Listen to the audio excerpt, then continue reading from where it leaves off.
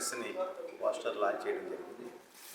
ఇది ఒక చాలా సైంటిఫిక్ థ్రిల్లర్ మూవీ.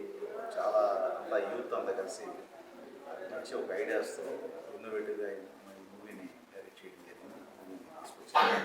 సో ఇది ఆల్రెడీ టీజర్ కూడా లాంచ్ అయింది, పోస్టర్ కూడా లాంచ్ చేయడం జరిగింది. ఇది ఒక మంచి యూత్ అంతా కలిసి వాళ్ళ ఇన్నోవేటివ్ ఐడియాస్తో కొత్తదనంతో సినిమా తీయడం. సినిమా కొంత కూడా కొద్దిగా నేను కూడా చూశాను, చాలా బాగుంది.